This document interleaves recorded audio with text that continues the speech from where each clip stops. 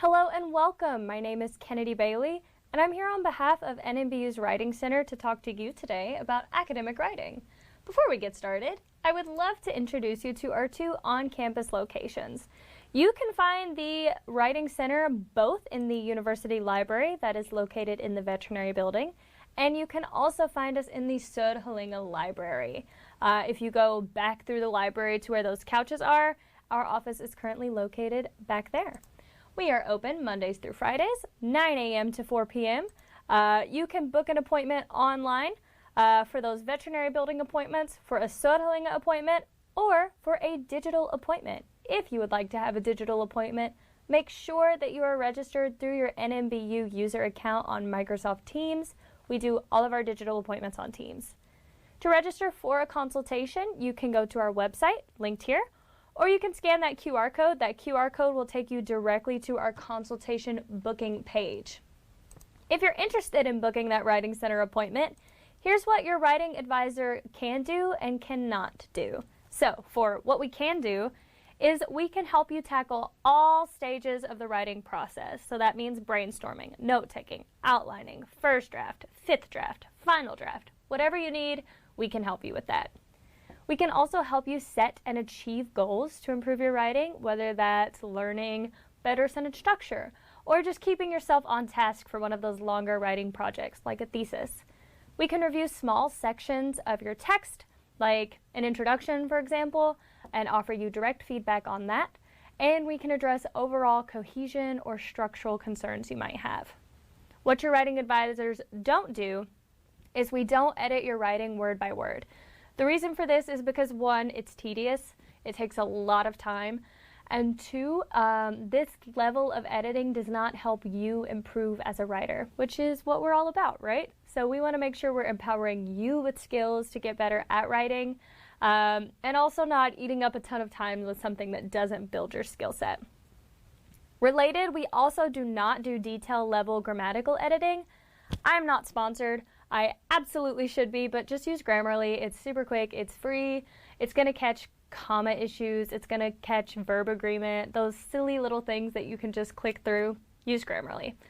We also do not help with referencing or citation. So we get this a lot, people coming to the center to ask with this. The reason we don't do this is because all of our advisors have different study backgrounds.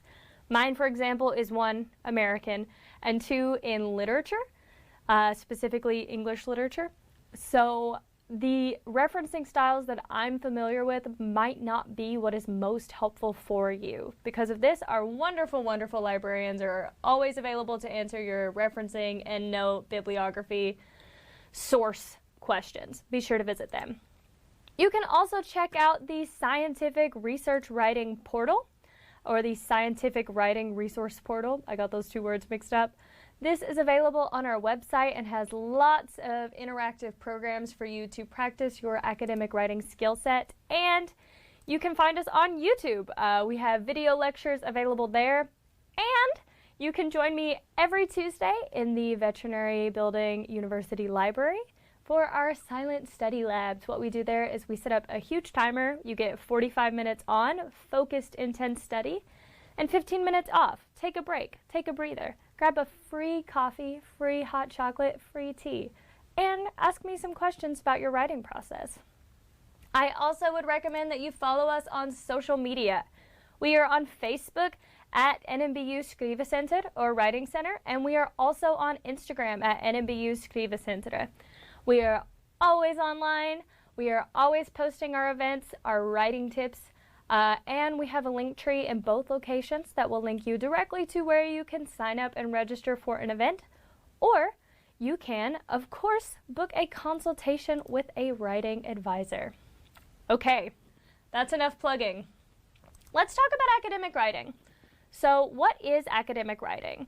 There are lots of different types of writing with lots of different types of purposes. I've listed here creative writing, so poetry, novels, communicative writing, an email, a text message to your best friend, a letter to grandma, journalistic writing, things you're going to see on the news. But academic writing is fundamentally different. So first, it's an informative type of writing. It follows a specific structure. It must be formal, meaning we avoid slang, we avoid jargon, we're not taking those shortcuts. It must be clear to read and understand. That's a really important part. And it must include those references and those citations as needed, right? So, writing is a learning process. I think that strong academic writing demonstrates both competency and communication skills. For this reason, our goal as writers is to demonstrate knowledge, to apply deeper level analysis, and to effectively reach our intended audience.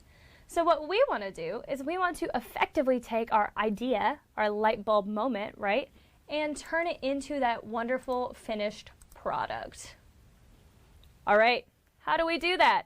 Excellent question. I'm going to talk to you a bit about the writing process and how to prepare for it.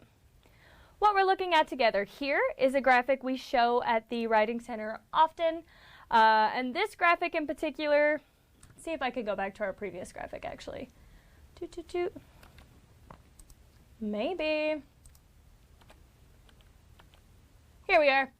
This graphic here is going to show you how you take that broad, big idea that you're writing about and slowly narrow it down through the drafting and revision cycle to something concise, to the point, your final, submittable, finished product. The graphic that I already spoiled for you is basically the same as this one. It's just structured differently. And we look at the writing process, right, as first the pre-writing. This is what takes most of our time. In fact, we estimate that it can take up to 60% or more of your time. The reason for this, and we're going to talk about this a lot in this video, is because a strong pre-writing phase, strong outlining, strong note-taking, strong planning is going to more or less write your paper for you, right? If you know your purpose, if you know your goals, if you know where you're going, you've effectively constructed a roadmap. We'll get back there. After we get through all of our big stuff, we can move through the editing and revision phase. I like to think of writing as a skill similar to painting. So we see in this graphic here, we start out with our underpainting. We're putting things where they go. We're developing a sense of what we want this picture to look like. And then each time we revisit this painting, we add more details. We bring it to life a bit more. You can see an absolute improvement between the first picture and the fourth picture, but also between the second and the fourth, the third and the fourth. Each time we're adding depth. As we write, we also add depth. We're adding those details. We're adding color, analysis. I love this metaphor for writing. Once again, here's our graphic. Our painting process is that drafting and revision cycle. The reason we do that is because without a strong plan, we might have a good idea. This here is a pillow fort, so say I wanted to build a house. A pillow fort demonstrates that I have a good idea. And there are several things going on here that are good. I'm personally a big fan of the tunnel. I think that's a lot of fun. However, this is not a house that I can make breakfast in, right? A strong plan establishes purpose and helps to create a workable finished product that stands on its own. So unlike my beautiful pillow fort, my house plan is actually going to build a house that I can have for more than just the evening, right? So let's talk about choosing a topic. An issue we often run into is that topics need to be precise and they need to be specific. Research cannot be done if the topic is too general, or else you're going to get someone like me who says, "Say more. What are you talking about?" So let's say that I love cows and I tell you, I'm going to write a master's thesis about cows.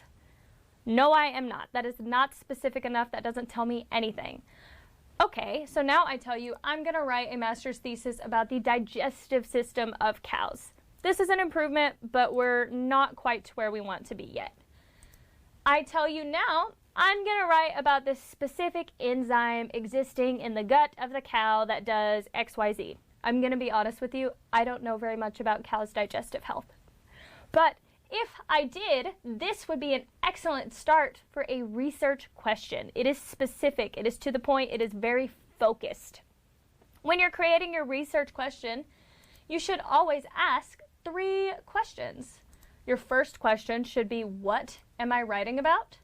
Your second question should be, why am I writing about it? Why is this relevant? Why is this important? Why does my audience care? And your third question should be, how?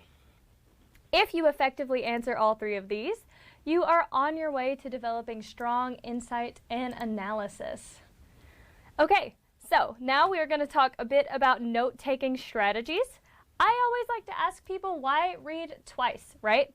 So if you're not reading specifically for the purpose of writing, you are creating a situation in which you're going to have to read the text the first time, understand it, and then when you start writing, go back to that text, refine, reread. That's a lot of time. For students, that's a lot of time that you probably don't have, right? So what we're going to do is we're going to build habits to make the most of your time and effectively and easily refer back to what is most helpful. We're going to read with purpose. I talk often about big ideas and key points. I think we actually get to that later in this lecture. But the reason that we define those is to establish what am I looking for as I read, right? We also want to write down what's important. This could be author, text, page numbering, quotes, summary, analysis, etc. One strategy that we suggest for doing this is the annotated bibliography. This is probably something you're familiar with. It's often assigned by professors as an introductory writing assignment or strategy. The way an annotated bibliography works and why it's effective is, one, you find your citation. Super helpful for when you're done writing, you've used this source, now you just have to plug it in. Then you summarize what this text was about. Then your last part of your annotated bib here is talking about how you plan to use this strategy.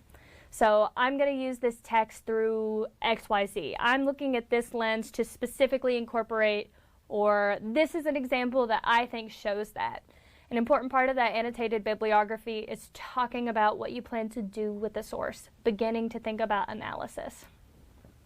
Our second strategy, and my personal favorite strategy, is the critical reading log. I like the critical reading log because I think that it very effectively organizes information in a visual way. So you can see in my first column here, I have author and text. I do not actually do the formal citation in a critical reading log. I can do that later. My second column, I put my page number. So this was on page 1.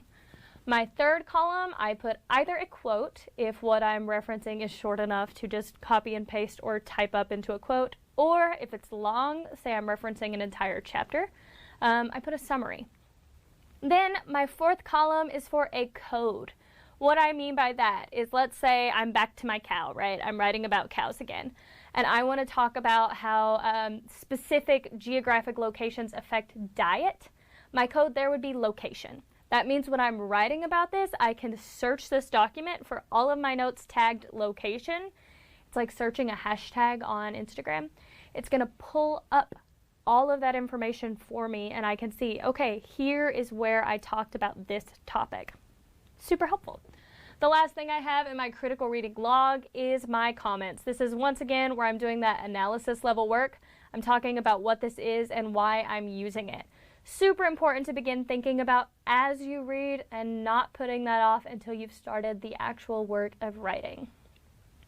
You can use this either by scanning the QR code here, or I'll also link this as a Google Doc that you can go to File, Make a Copy, and make a copy of in this video's description. That's the word I was searching for. All right, next we're going to talk about outlining, only briefly because I strongly recommend you come up with your own outlining strategies and techniques. But quickly, you've established a goal, you've created a system for taking strong notes, and now what you should do is you should create an outline. Don't skip this step. When I have people coming to me, especially for those writing consultations that are a little bit close to a document's deadline, one of the most common issues we see is that this person did not create an outline and now their document doesn't have good structure. It doesn't have a point. It doesn't flow.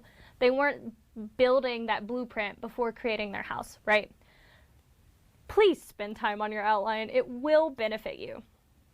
Also understand that outlines help you know what goes where. This is where you can say, okay, in my fourth paragraph, my topic is this. I'm using this, and this source, and I'm using it to this effect. Super helpful. If you have an outline and you're noticing paragraph 4 and paragraph 5 don't relate to each other at all, you can move them before you do your writing, right? And this kind of helps make sure things are staying organized and that you're getting started on the right foot. Finally, it helps you visualize your finished document and understand how your ideas flow together and how they're going to connect. Once again, I'm showing you that blueprint visual here. We want to take notes and consider what goes where. We want to make a strong plan. I also want to talk to you about the importance of analysis, which is another mistake I sometimes see students making.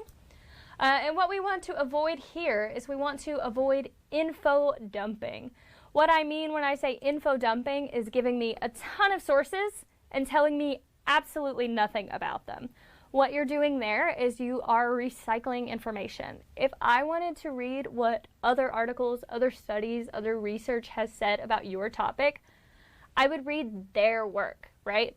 I want your work to provide me with something new. You have to synthesize this information. You have to create, elaborate, analyze. So, I have a very long text here.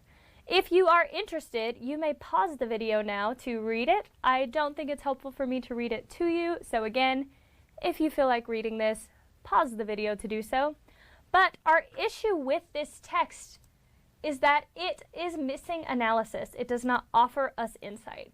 I'm going to show you here, we have all of this red going on. These are sources, which are coming up frequently, and that is good, but it is not strong academic writing because it's not telling us anything about these sources. So what we want to do is we want to work in that analysis to the paragraph. This is much, much stronger writing.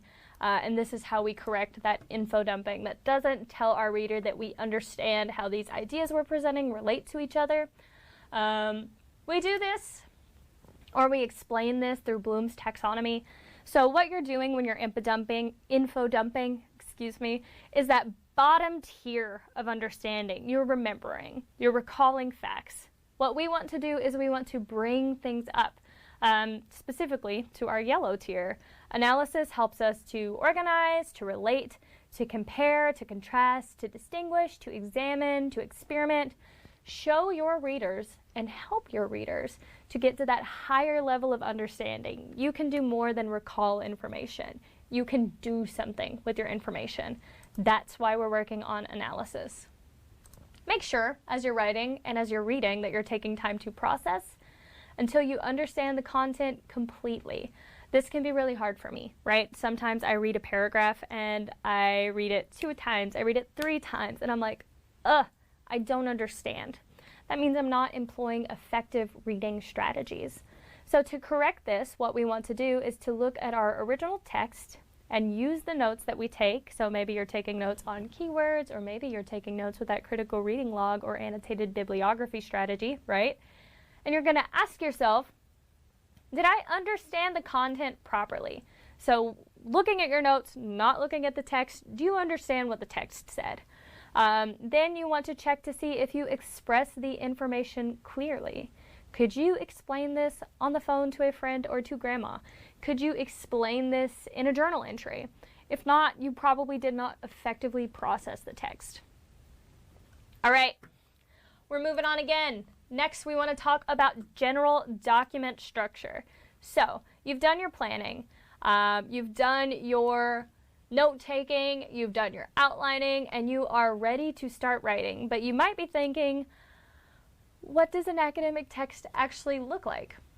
Great question. I'm so glad you asked. This is another one of our Writing Center graphics. You're seeing here our first triangle. This is about our introduction. I use this graphic at all levels, so I use it with high schoolers. I use it with PhD students. All types of academic writing at all levels are going to follow this rough format. In an introduction, you're going to start broad, develop a context. I use the example of if I was going to write about soil carbon storage, I would first start by talking about climate change. That's broad enough that many people, even if they don't know about my specific topic, are going to feel like they can relate to this. They can understand what's going on, right? Once you've developed that broad context, you're going to identify a problem, and then you're going to get very specific. You're going to talk about your thesis statement, your research question, your hypothesis. Our body paragraphs, we're going to talk about in just a bit. but you're elaborating on those key points here. Conclusions are upside down introductions. So where your introduction started broad and got specific, your conclusion will restate that specific thing. In this text, I have right? Then you're going to summarize your main findings, elaborate on your specific thing, and then what you want to do is reconnect what you've done back to a wider audience. Why is this relevant to your field of study? Why is this relevant to groups of people or societies of people at large, right? Okay, so a basic essay is going to include an introduction. We talked about that, introducing the topic generally and making it more specific gradually. It's also going to include a thesis statement in most basic forms. Your body paragraphs are going to include topic sentences, evidence and analyses, and your conclusion will include a restatement of that thesis and then applications to a broader overall context. Okay, I'm going to get back to that planning section that I kind of skipped over earlier, excuse me again. So what we want to talk about here is your basic essay is having one big idea broken down into several key points. The reason we do this is because a big idea is going to respond to the question being posed and offer our opinion. So my example here, and this is my personal example, it is not an opinion reflective of anyone's thoughts or of the Writing Center, if this is something that's gonna rock your world here, is that if I wanted to write an essay on why Spotify is better than Apple Music, first, my big idea would be that Spotify is the better music streaming platform. That's my point. That's what I'm arguing. That's why I'm writing this informative text. I'm informing you that Spotify is better. My key points would be that because Spotify is creating better algorithms, it's easier to connect with friends, and its end-of-year features make it more fun. So your big idea is that overall argument, and your key points answer the question why. Introductions and thesis statements. Your introduction should literally introduce the reader to the topic and establish the context. It should provide information that helps the reader understand why this is worth writing about, and it should present the thesis statement. So our thesis statement is the last sentence of the introduction paragraph, and it presents the essay's big idea and supportive key points. Our example thesis statement is here. Big idea, Spotify is a better streaming platform than Apple Music. Key points, because its algorithms are better, key point 1. It's easier to connect with friends, key point 2. And its end-of-year features are more engaging, more fun. What did I write here? Engaging. Awesome. All right, that's our introduction. We're going to talk about body paragraphs. Every body paragraph begins with a topic sentence and presents evidence with analyses. The topic sentence always comes first. That's the first thing in any body paragraph. Evidence, of course, is always cited appropriately. And we're back to avoiding info dumping. We always explain every piece of evidence that we use. We want to make sure we're doing the work of analyzing our key point. Topic sentences. Each body paragraph will be dedicated to one of your key points, and the topic sentence will let readers know which key point you're explaining. Topic sentences are kind of like mini thesis statements and help keep your paper organized. It can also be helpful to use transition words like first, second, next, finally, because, however, when writing your topic sentence, because this signals to your reader that you are starting something new. I have here for our example, so we saw our thesis statement, Spotify is better than Apple Music because 1, 2, 3. I built 3 topic sentences for you. Topic sentence 1. First, Spotify is better than Apple Music because its algorithms are better. That's what my first paragraph is going to be about. Second, Spotify is better than Apple Music because it makes it easier to interact and connect with friends. My entire second paragraph is going to be about interactivity, right? My third topic sentence is finally, check out those transition words, Spotify is better than Apple Music because its end-of-year features are more enjoyable. Again, my whole paragraph for this section is going to be about those end-of-year features, and my topic sentence makes that really clear. Evidence and analysis are all of the things, the sources, the interviews, the research that we use to support our big idea and our key points. For an analysis of a source, think to what effect, right? So it's not enough to just use a source. You have to explain why the source supports the topic that your topic sentence is introducing. I've got a little graph I built for you here. This is our evidence and explanation model. So I pulled out one of my topic sentences. This one is about Spotify being easier to interact and connect with friends. I have two pieces of evidence here. If I were writing this very seriously, these would have citations. These aren't from any source. They don't have citations.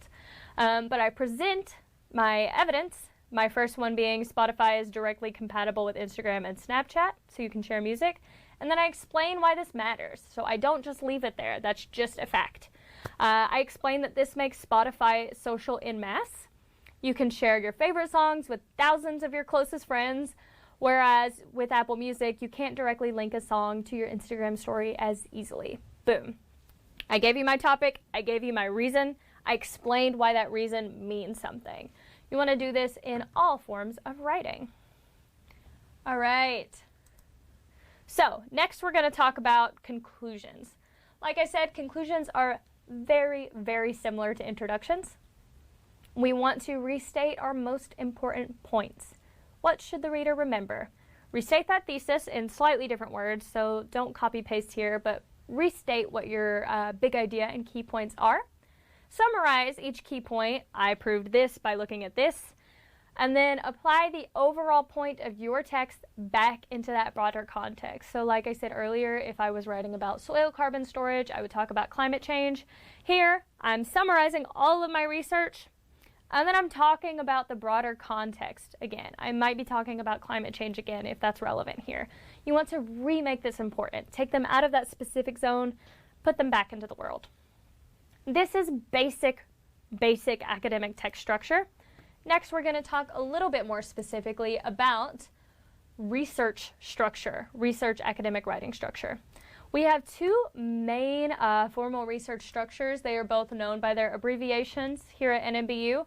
And those abbreviations just stand for what type of sections are in those types of research. So our first is IMRAD. That stands for Introduction, Methods, Results, and Analysis, Discussion, and Conclusion. And our second is ILMAD. ILMAD is exactly the same, except right after that introduction, you have a literature review. This most often appears, like I said, after the introduction.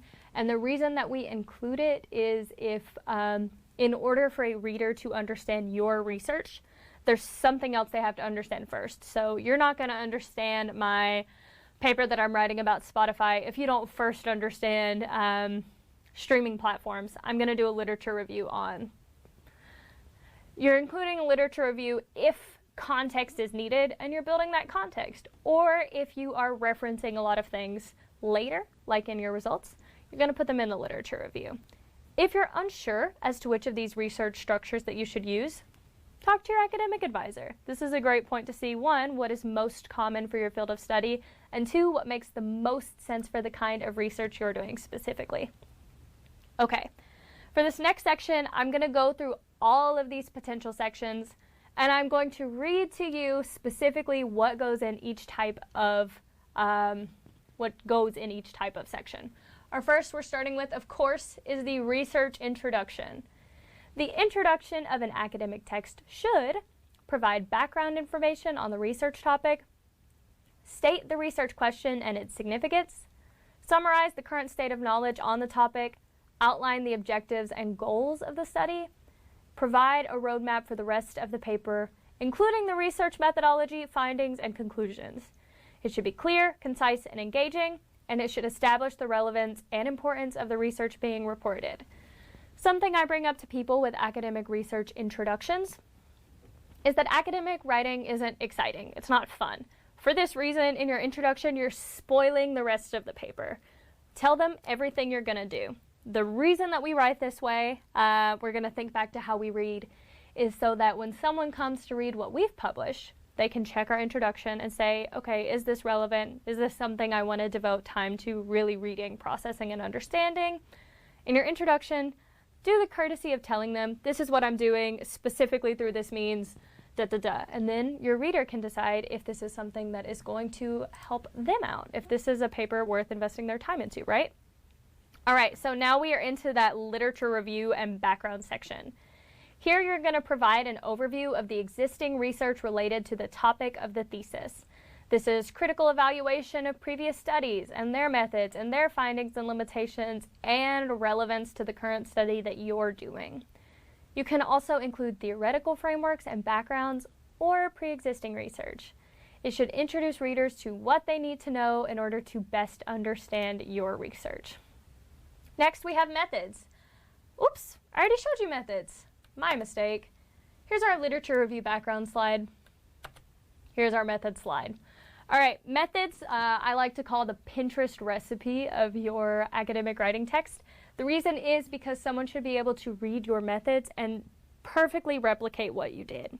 So, you are 1, going to describe the research design. 2, if relevant, talk about participants. This is where you can bring up ethics, so informed consent, privacy, etc.